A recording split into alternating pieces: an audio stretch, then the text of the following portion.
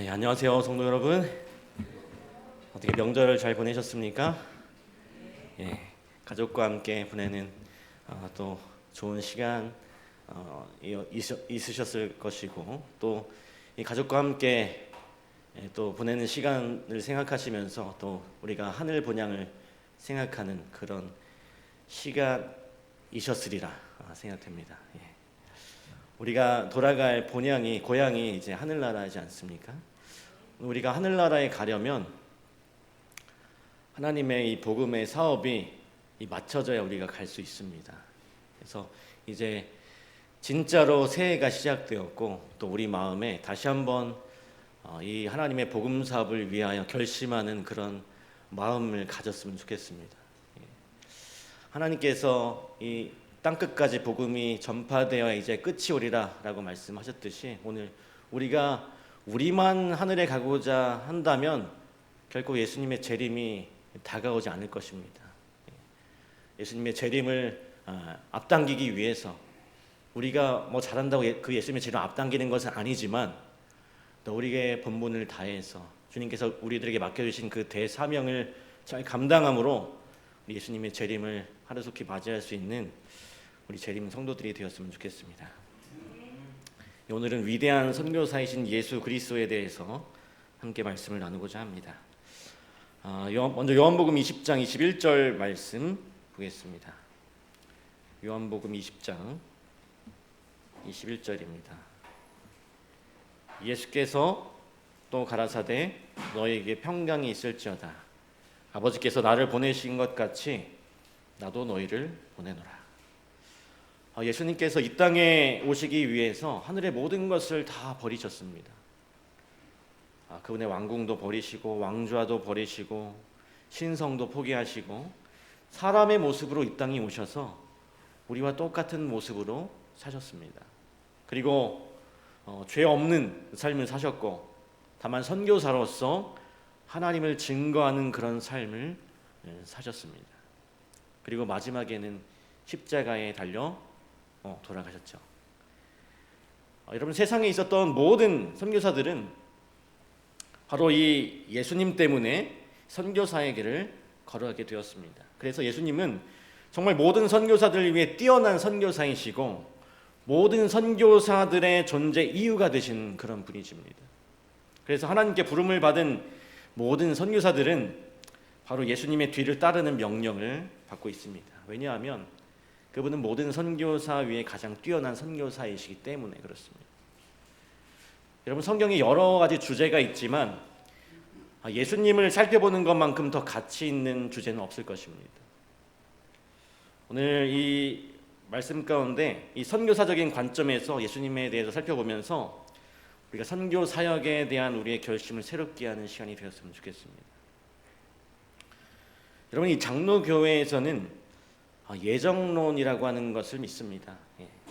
이 예정론이라고 하는 것은 하나님께서 구원받을 사람과 받지 못할 사람을 이미 정해 놓으셨다라고 하는 것이죠. 그래서 이 구원이 예정된 사람은 결국 회개하고 돌아와서 구원을 받지만, 그렇지 못한 사람은 자신의 의지와 상관없이 결국 멸망당하게 된다는 것입니다. 이 예정론을 주장하는 대표적인 성경절이 에베소서 3장 11절입니다. 어떤 말씀인가 하면, 곧 영원부터 우리 주 그리스도 예수 안에서 예정하신 뜻대로 하신 것이라. 이 성경절 외에도 예정이라는 단어가 많이 등장하는 곳이 여러 군데 있습니다. 근데 이 성경절을 얼핏 보면 오늘 우리들의 구원이 하나님의 예정에 달려있다라고 생각할 수 있어요. 사람들이 여기 예정이라는 단어를 자꾸 이제 각 사람의 구원과 연관시켜서 이해하려고 하는 경향이 있습니다. 그런데 여러분, 여기서 이 예정은요, 예수 안에서라고 되어 있습니다. 누가 구원받고 누가 멸망받을 것을 예정한 것이 아니고, 예수 그리스도를 통해서, 그분의 십자가를 통해서 구원의 길이 예정될 것을 말하고 있는 것입니다. 하나님께서 인류를 창조하실 때 한 가지 예정해 놓은 것이 있었습니다. 그것이 무엇인가요?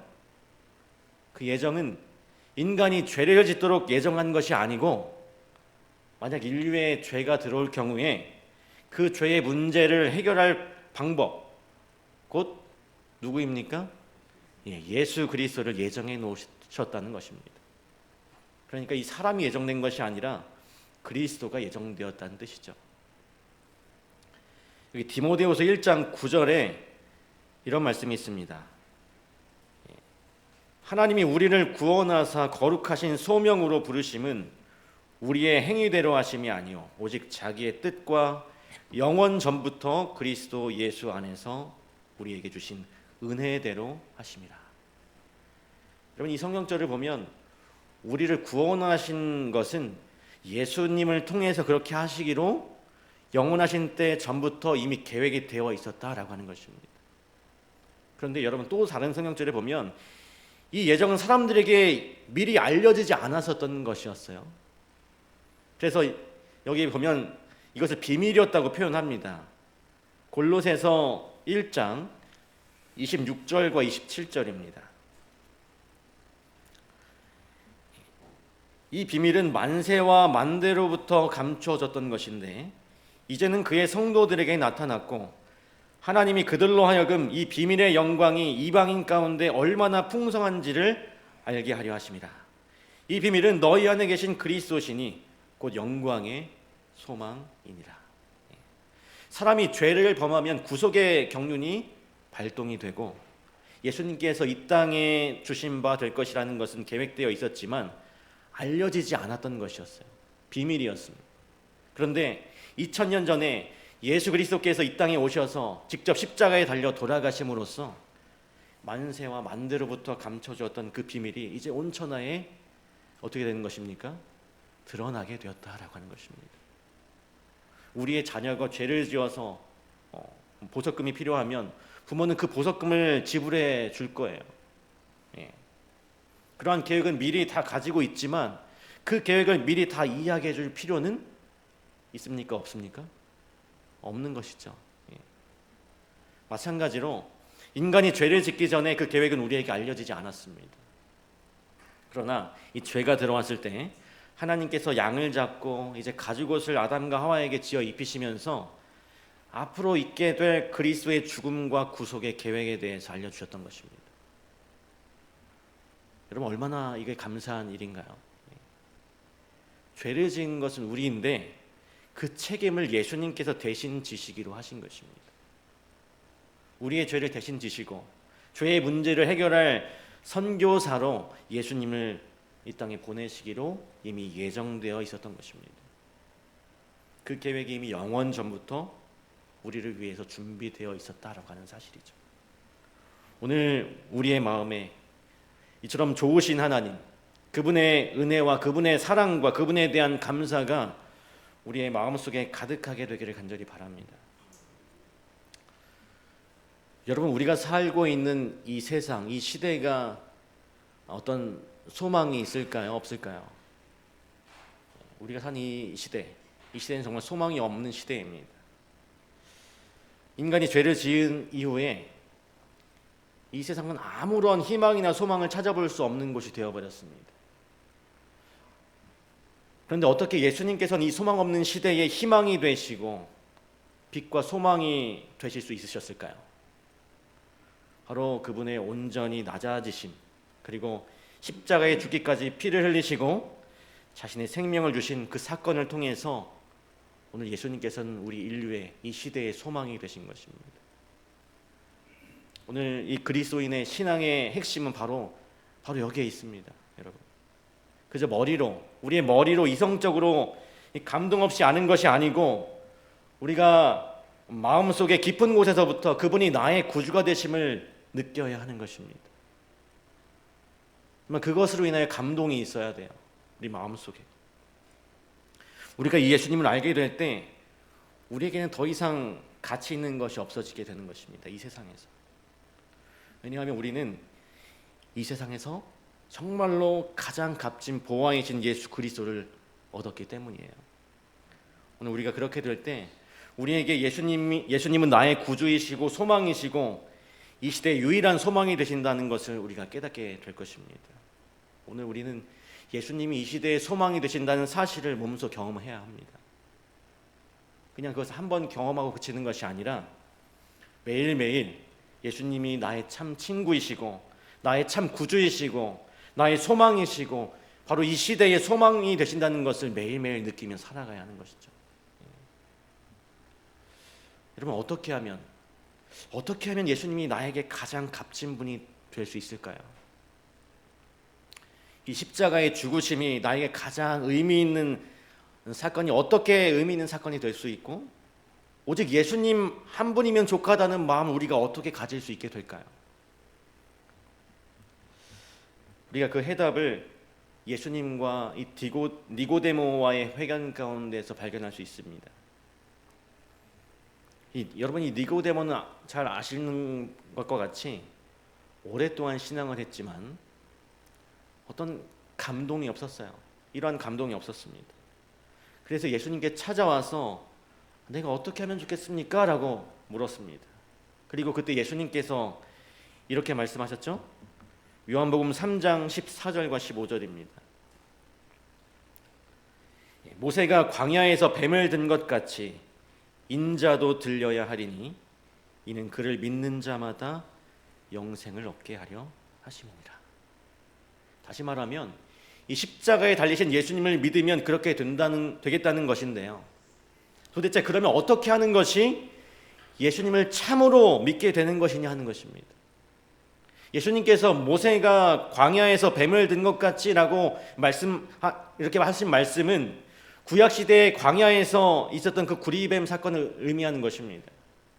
하나님께서 불순종한 이스라엘 백성들에게 이 불뱀을 보내셔서 불뱀의 이제 보호를 잠깐 풀으셔서 불뱀이 나타나서 마구 물려서 이스라엘 백성들을 죽게 만들었습니다. 그때 그 죽음에서 벗어나는 방법이 바로 모세가 놋뱀을 만들어 장대 위에 다니 뱀에게 물린 자가 놋뱀을 쳐다본즉 모두 살더라. 높이 들린 뱀을 쳐다본즉 살더라는 것입니다. 바로 이것이 방법이었어요. 그 십자가가 나의 삶의 십자가가 나의 삶에 가치 있게 되고 오직 예수님 한 분이면 족한 그 경험을 하고 싶다면 우리는 반드시 예수님을 쳐다봐야 하는 것입니다. 딴 데를 보면 안 되는 거예요. 여러분, 우리가 어떻게 예수님을 쳐다볼 수 있을까요? 우리가 예수님의 생애를 깊이 살펴보는 것입니다. 여러분, 우리에게 시대의 소망이라고 하는 정말 값지고 귀한 책이 있습니다. 성경과 함께 예수님의 삶을 매일 조목조목 깊이 묵상하게 될 때 우리는 예수님을 쳐다보게 되는 것입니다. 특별히 예수님이 어떻게 사람들을 대하셨는지, 예수님이 어떤 분인지를 알기 위해서 모든 생각을 예수님께 집중하면서 우리가 묵상하게 되었으면 좋겠습니다. 그렇게 하게 될 때 십자가가 얼마나 위대한 일이었는지를 우리가 발견하게 될 거예요. 그리고 그 십자가가 정말 나를 위한 것이었음을 깨닫게 될 것입니다. 그리고 그 십자가가 나를 죽도록 사랑하시는 사랑의 표현이었음을 우리는 발견하게 될 것입니다. 그런데 여러분, 우리는 다른 시도는 다 해보면서 이 방법은 잘 안 하는 것 같아요. 마치 뱀에 물려서 죽어가면서도 오직 살 수 있는 그 유일한 길을 거절한 사람들처럼 우리는 예수님의 생애와 삶을 면밀히 주목하는 그런 일을 잘 안 하는 것 같습니다. 그런데 우리가 진정으로 하나님을 깨닫고 구원을 경험하고 싶다면 십자가가 내게 정말로 큰 감동으로 다가오기를 원한다면 우리는 반드시 예수님을 쳐다보는 일에 열중해야 하는 것입니다. 여러분, 예수님은 시대의 소망이십니다. 이 시대의 소망이세요. 우리 모든 시대의 소망 되시는 예수님을 주목하여 바라보고 꼭 우리의 삶 속에서 그분을 진정으로 만나는 그 감격스러운 순간이 여러분의 삶에 찾아오게 되기를 간절히 바랍니다.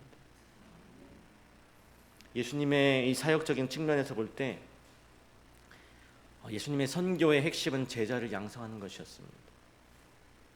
물론 예수님은 많은 사람들에게 복음을 전하셨고 수많은 병자들을 고치셨죠. 이방인 그 병자들의 병을 치료하셨고 그들에게도 역시 복음을 전파하셨습니다.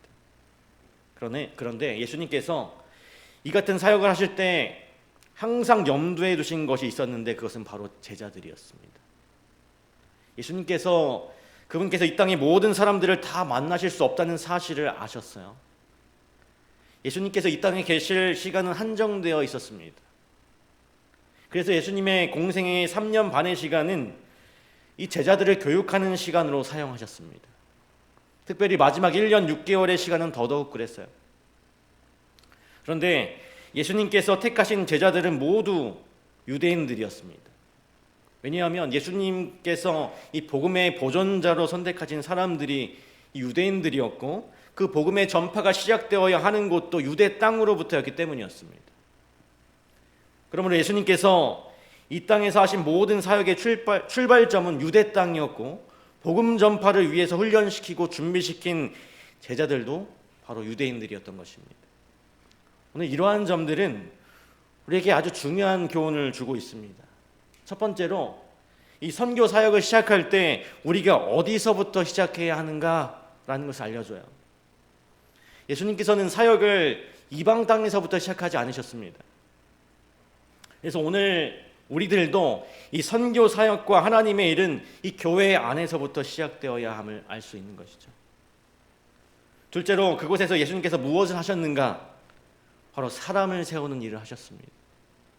사실 유대인들이 신앙을 열심히 하고 있는 것처럼 보였지만 실제로 그렇지 않았던 것이었어요. 그들은 잎만 무성한 그 무화과 나무와 같았던 것입니다. 예수님께서는 그들을 버리시고 그 일을 감당할 새로운 나라나 백성을 선택한 것이 아니었어요. 예수님께서는 그들 중에 예수님께로부터 교육을 받을 수 있고 그분의 교훈을 받아들일 수 있는 마음을 가지고 있었던 심령이 겸손한 사람들을 유대인들 가운데서 찾으셨던 것입니다. 오늘 그렇다면 오늘의 교회도 오늘 예수님의 방법을 따라야 하는 것입니다. 첫째로 선교사역은 바로 우리 교회에서부터 시작되어야 하는 것입니다. 그리고 사람을 세우는 일부터 시작이 되어야 하는 것이죠. 그러면 우리는 어떻게 그런 사람을 찾아내고 어떻게 그런 사람을 준비시킬 수 있을까요? 예수님께서는 유대인들 가운데서 예수님의 말씀을 받아들일 수 있는 마음이 낮아져 있는 사람을 찾으셨어요. 왜냐하면 그들이 가르침을 받아들이기에 열린 마음을 가지고 있었기 때문입니다. 그리고 예수님을 따라서 신실하게 헌신하고자 하는 마음을 가진 사람들이었어요. 3년 동안 예수님이 제자들을 훈련시킨 이 제자 훈련의 요지가 무엇이었냐 하면 바로 자신을 신뢰하는 마음을 철저히 버리고 예수님을 진심으로 사랑하게 되는 것이었습니다. 예수님을 진심으로 사랑하게 되는 것이었어요. 무슨 어떤 특정한 선교 방법이나 어떤 그 방법을 배우는 것이 아니었어요. 예수님께서는 이 일을 위해서 삶을 통해서 철저하게 하나님을 붙잡는 삶을 몸소 보여주셨습니다. 그리고 예수님이 그들을 얼마나 진심으로 사랑하는지를 보여주셨던 것이죠.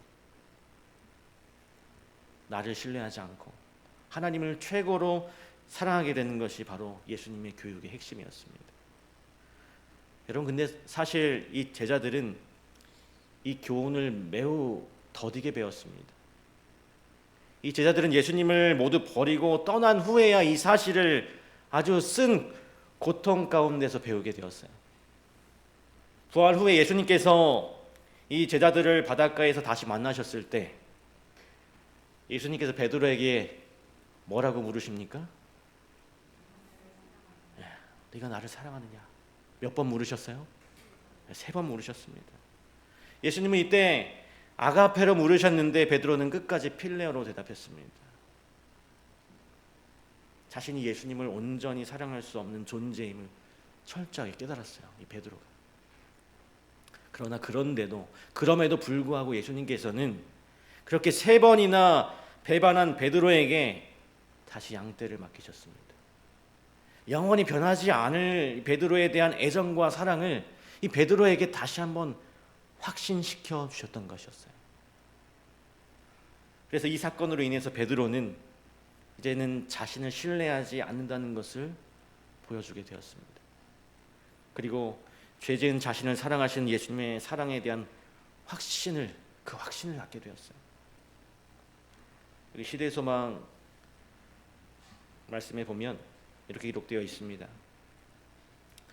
그리스도께서 베드로에게 하신 질문은 깊은 의미가 있었다. 그분은 제자 되는 일과 봉사하는 데 있어서 단 한 가지 조건만을 말씀하셨다. 네가 나를 사랑하느냐고 말씀하셨다. 이것이 필수적인 자격이다. 오늘 우리는 예수님의 모본을 통해서 이 선교 사역을 위해서 무엇을 준비할 것인가를 배울 수 있게 된 것입니다. 이 복음 전파와 선교는 교회 안에 있는 성도들의 교육과 훈련에서 시작되어야 한다는 것, 그리고 무엇을 훈련해야 하는가? 바로 자기에 대한 그 신뢰를 버리고 오직 예수님만을 사랑하게 되는 법을 훈련해야 한다라고 하는 것입니다. 여러분, 예수님의 그 제자들이 십자가를 통과하게 될 때 이제야 비로소 이 교훈을 온전히 배울 수 있게 되었어요. 오늘 우리 사랑하는 지상교회 성도 여러분, 오늘 우리도 이 십자가를 통과하면서 이 교훈을 깨달아야 합니다.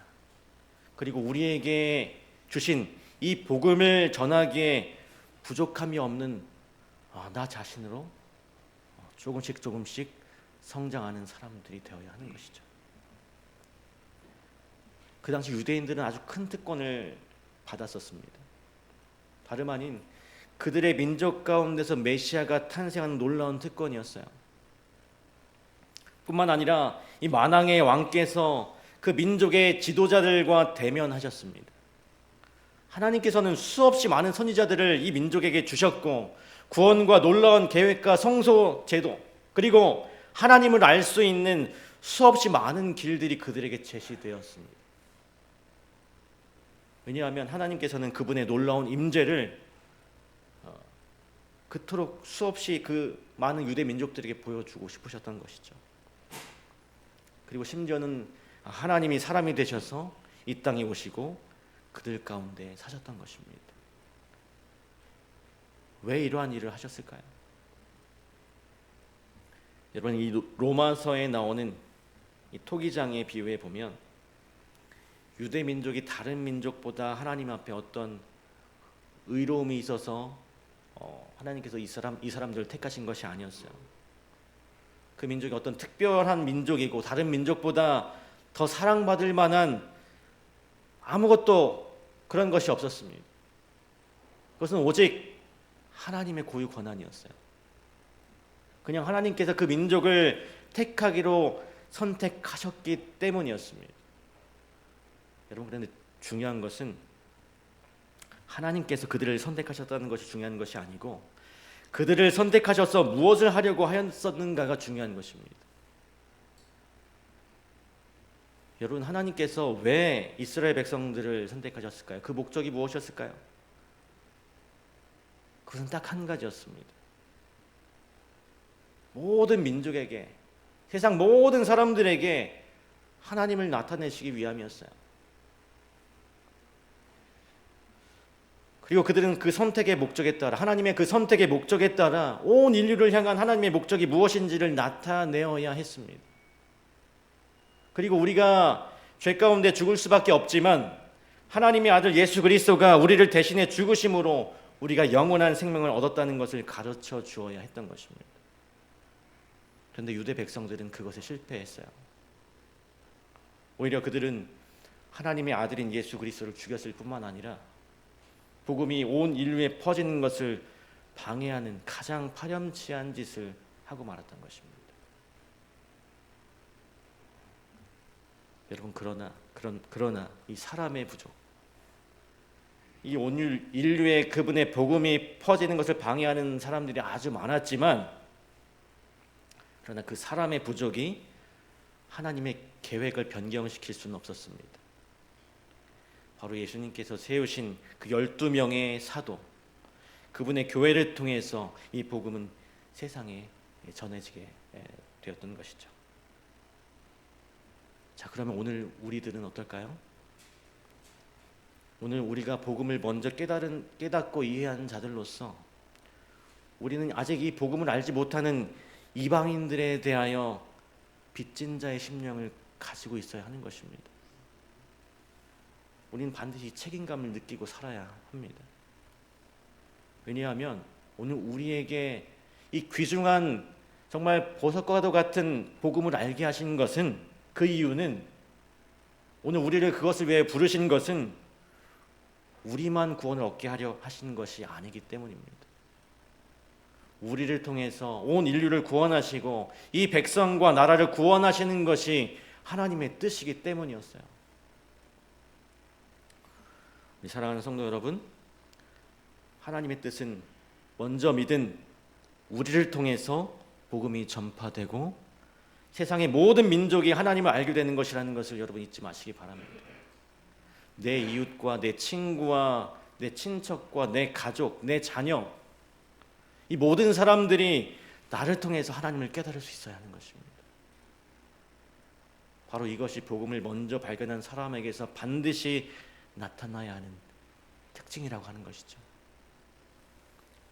그런데 만약 우리가 다른 사람에게 예수님을 소개하기가 꺼려지거나 우리의 삶이 복음을 잘 드러내지 못하는 삶을 살고 있다면 어쩌면 우리는 아직 복음을 완전히 깨닫지 못할 가능성이 있다라고 하는 것이죠.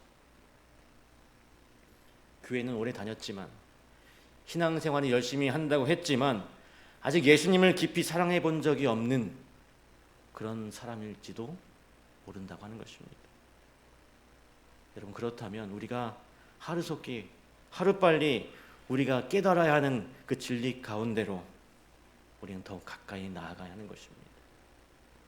모쪼록 우리 모두가 정말로 이 좋으신 예수님, 그분은 우리 삶에 더 깊이 만나게 되는 그 경험이 우리 모두의 삶에 있게 되기를 간절히 바랍니다.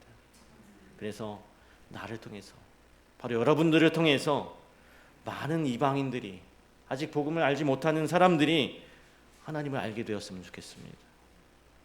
그리고 오늘 우리에게 맡겨주신 이 대사명을 세상 사람들에게 전하는 그 사명을 우리가 다 넉넉히 감당하는 모든 성도님들이 되셨으면 좋겠습니다.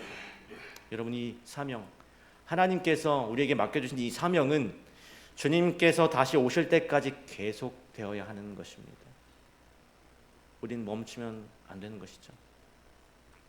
오늘 우리의 연약함을 주님께 내어드리고 성령의 능력을 구하면서 담대히 나아갈 수 있는 우리 모두가 되었으면 좋겠습니다. 그래서 우리가 가는 곳마다, 우리의 발걸음이 가는 곳마다 예수님의 사랑과 진리가 흘러넘쳐서, 그래서 우리의 삶이 복음의 통로가 되고 많은 사람들이 우리를 통해서 하나님을 만나는 그 은혜를 경험하게 되기를 간절히 바라면서 오늘 말씀을 마치도록 하겠습니다.